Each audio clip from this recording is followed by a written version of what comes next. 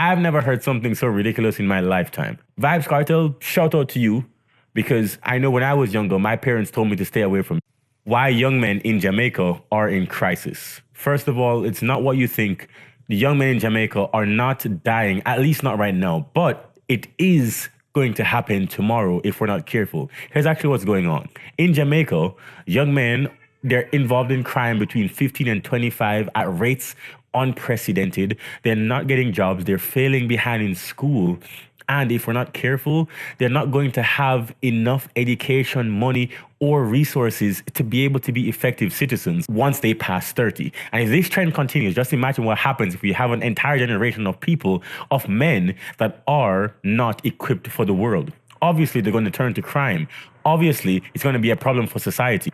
If there are no men for the women to marry, then that's going to be a really big problem. So then we're going to have to solve this problem once and for all. Hopefully this video will have some answers. But actually, let me tell you what's happening in Jamaica. The first thing is that the young men in Jamaica are not being educated in the same way. One thing that we have to understand about young men is that they learn by doing. You see, the education system benefits ladies because ladies are able more so than men to sit down and focus on one thing for an extended period of time. If someone is 7, a young man and a young lady, they don't have the same attention span. Spatial awareness in young men is more developed, in boys is more developed than girls. So boys are actually biologically ready to be out there doing things in the world. That's why boys, you can see they're better at sports than girls. That's why they play rough and they have sports and these physical activities. But if you translate that to the classroom, they don't have a chance to use spatial awareness in the classroom, do they? No, the classroom benefits females. And so then, is that a problem for young men? Well, if you look at the stats, what's going on once men are going through the education system? By the time that you get to high school, the end of high school, before you get to college, age 16, 17, what happens? It's mostly women that are graduating. 70% women, 30% men. That's a problem, especially when the education system starts out at around 50-50. We have all of these men dropping out. Where do they go? They go to crime or somewhere else. Or they just don't graduate and then they have low-paying jobs. Fast forward 10 years, you have a bunch of highly educated, highly successful, very competent women and almost no men. And that's a big problem for Jamaica. So then, if that's happening in Jamaica, you can imagine that fast forward, Jamaica is going to have a major problem on its hands with trying to keep up with the rest of the world. Because the family is going to be behind and the men are going to be behind. Obviously, every country needs both people, both men and women to succeed. But let's step away from that for a second. Because here's actually another thing that's happening to the young men in Jamaica. The music is telling young men in Jamaica that they can have everything that they want and be proud of the fact that they don't have any education. It's this thing called dunce. I like to be dunce. I've never heard something so ridiculous in my lifetime. Just imagine you have an entire generation of young men being told that it's cool to be dunce. It's cool to be stupid. It's cool to not be educated and not know what's going on in the world and just act a fool all day. That's what's happening. We have an entire generation of men who are being told that it's cool to be dunce. I've never heard something so nonsensical. This is the culture in Jamaica happening right now. And then the news doesn't help. The news does not help this because what's happening in the news is that the front page is not showing people getting straight A's or people breaking through in scientific, communities, or they're not showing people investments or, showing these businesses being started. No, what the news is showing is in school, teen stabs teacher. Young man steals bank or whatever. This is what gets to the front page. It's not showing uplifting things. So then if you want to get to the front page of The Observer or whatever the popular newspaper is in Jamaica right now, the Glino, then all you have to do is do something ridiculously violent.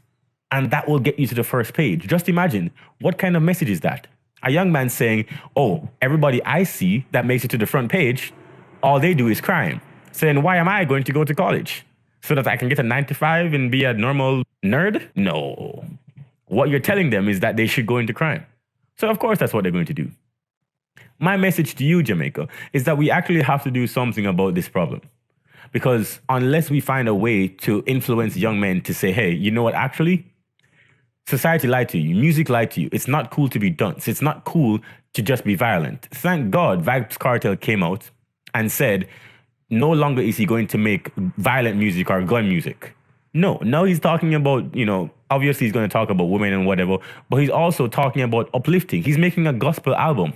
Perhaps the most popular Jamaican artist behind Bob Marley of all time, or, maybe Barry Hammond.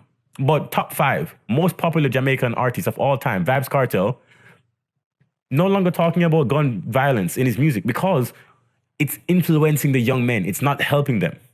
And I'm so glad. And I love to see him successful now. He's in Miami. He's having a great relationship with Sidem. But I'm so glad to see that because if you think about what's going on with young men, it's a problem. Vybz Kartel, shout out to you. Because I know when I was younger, my parents told me to stay away from you. And looking at you now, you're actually, obviously a controversial history, controversial past. But what you're doing with your life right now in this minute can be something that people should aspire to right now. That you've done music and you're doing it to the best that you can. And you're coming out, starting afresh, learning from your mistakes and doing something better with your life. And now about to get married. Congratulations to you. So, shout out to Vybz Kartel. And I hope that you continue to be a good message for the people and for especially the young men. But this is what's happening to young men in Jamaica. We're telling them that it's okay to not have great grades. That somehow being smart is something that you should be ashamed of. What is going to be the result of this? Do you see what the problem is, Jamaica? This doesn't make sense. Young men are being left behind. And then on top of that, here's the last point I'm going to make. The young men in Jamaica are not in therapy. Now, thankfully, in California especially, the US has really become good at sending people to therapy, recommending and normalizing, hey, actually, you need to go to therapy. It's not good to walk around being a red flag everywhere, right? And the random card can be pulled, and now, boom, you are exploding. That's not a good situation to be in. So then what's actually happening in Jamaica is that you have a bunch of men with all this bottled up rage. Parents separated, father wasn't there or they got beat as a kid and they have this psychological abuse and they have this chip on their shoulder and they have hatred for their teachers and maybe they go through heartbreak. An entire generation of young men who don't go to therapy and they have these things in their heart. What do you think is going to happen? Of course, they're going to explode. Of course, they're going to go to violence. Of course, they're not going to be able to function in a workplace, in an IT firm, in a finance firm, in a tax law firm, or any law firm. It's not going to go well because you have a bunch of young men that are not ready. Now, the small portion of young men that are ready are going to take everything, which is why income inequality in Jamaica is rising. Because you have the 10% of men, like me in Jamaica, who can regulate themselves, who are educated, and they're going to own everything. And then you have the other 90, 80% of men who cannot compete because they don't have the emotional regulation. They don't have the qualifications, the educational qualifications. They don't have the temperament. They don't have the skills, the soft skills, the ability to write, read.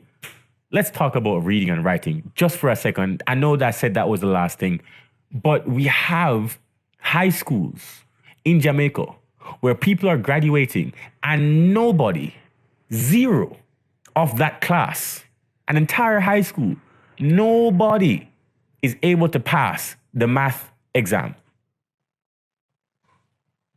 Nobody, and an entire, I want this to hit home on how ridiculous this is. What is the point of having a school if you can graduate and nobody can pass the math exam?